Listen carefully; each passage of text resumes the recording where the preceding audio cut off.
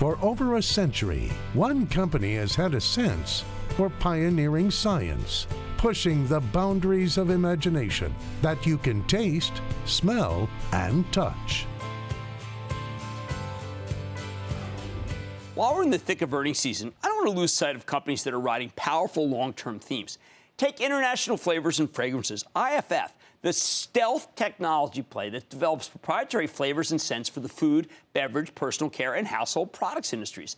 This may sound like a totally unnecessary business to you, but you got to understand that these consumer packaged good companies are constantly fighting tooth and nail against each other for market share. So they'll happily pay to license a new taste or smell from IFF if it means getting even a small edge on the competition. In fact, the last time International Flavors and Fragrances reported, it was back in mid-May, the company blew away the numbers. Stock surged from $119 to a new all-time high of $126, and it really hasn't looked back since then, climbing to $133 as of today.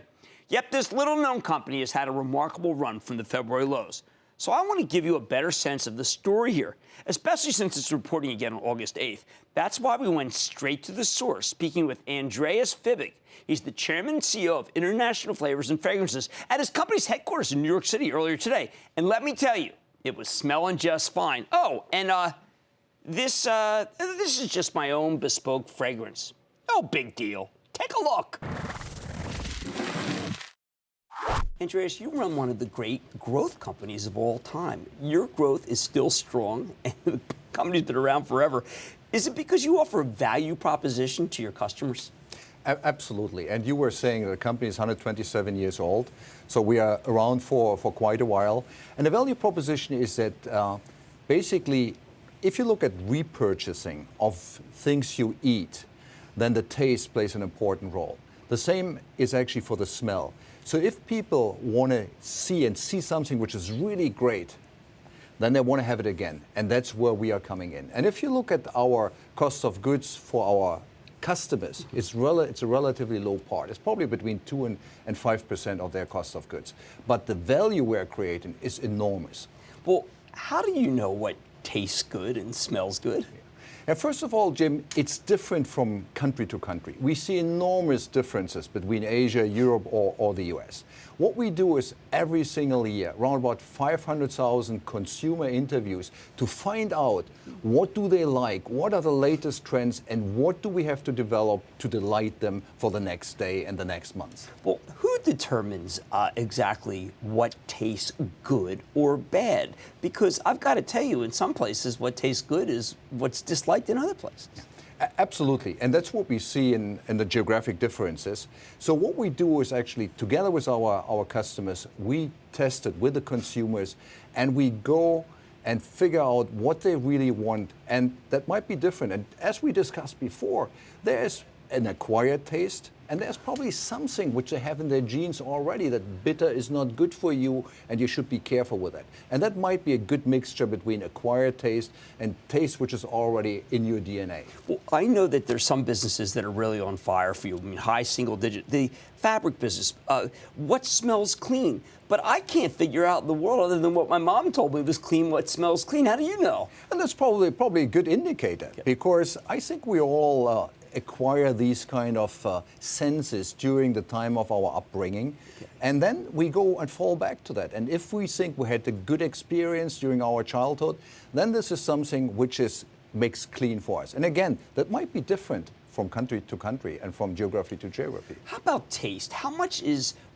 a company coming to you, a major consumer products company, and saying, listen, we want something that tastes good? And how much of it is them saying to you, this is the taste.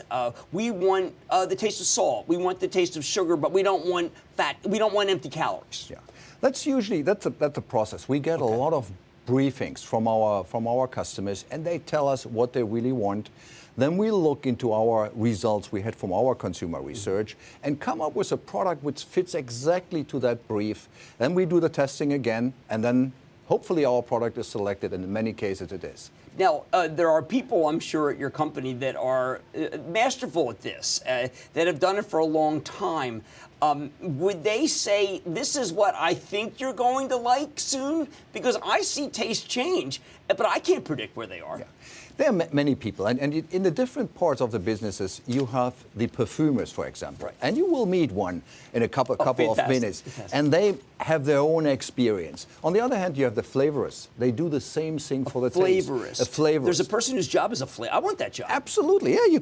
You can try it out. If your taste and your smell senses are good, I think you could do it. But you can try it, certainly. So we have people, flavorists, who are doing exactly that, and they're figuring out what do they need? And they're even experts in savory or expert in dairy or beverages. So it goes actually very much down even to the category. Now, one of the things that we've all come to realize it's a great secular trend is natural and organic.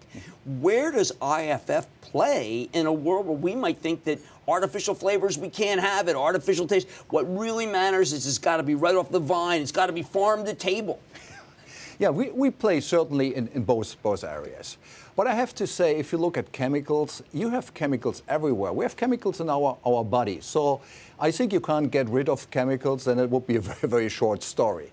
So what is important is that we talk about the safety of ingredients. And that's where we do a lot of things and research to make sure every single ingredient which goes into one of our products is absolutely safe to use. And that might be a natural ingredient, or it might be a synthetic ingredient. So that's important because we just presume natural and organic means good and synthetic means bad. Yeah, which is probably not true because you can have a natural ingredient which is not good for your body. Just think about mushrooms, which are poisoning, or think about other natural ingredients which are not good for your body, and others which are synthetic and they are 100% good for your body as well. So but perception is reality, and that's something where we surely have to do some more work to educate people what is really good for you. But I agree with you, naturals organic is a trend, and we as IFF cater towards that trend. Okay, how does IFF compete? There's one other competitor, but there's a lot of companies that want to be in it. I mean, do you tell consumer products company, listen, we can make something taste better than the other guy? Usually, it's a different way. You get a brief if you are on a core list of a big customer, and then basically all competitors come up with their solutions. Then the solution goes to the consumer testing, and what comes back and is the best one, that's a selected one. That's the usual process. All right, I see famous people have fragrances, but I have to believe that they don't have labs like this. A famous person comes to you, they say, look, I want to smell like this, but not that. How do you make a famous person smell? Sometimes they have very clear ideas what kind of smell or fragrance they want to create, and then they sit together with our perfumers. And perfumery is actually, I would say, it's a mixture between science and art. And here the artistic piece comes in. And actually many of our perfumers, they click very well with these celebrities because they are usually very artistic as well. And then they come up with something, with a couple of solutions, they smell it, and then they decide. Are there things that taste really great that don't have that aren't filling in real life? I actually don't know. I don't know. But you can ask this question, actually, our perfumer Carlos, talking to him later. We definitely want to do that. This is Andreas Fibig. He's the chairman and CEO of IFF. Thank you, sir. Thank you, Jim. Booyah! Jim Cramer here from Mad Money. Thanks for watching CNBC on YouTube. Click here to subscribe and get the jump on my exclusives with CEOs, plus market news, investing advice, and a whole lot more.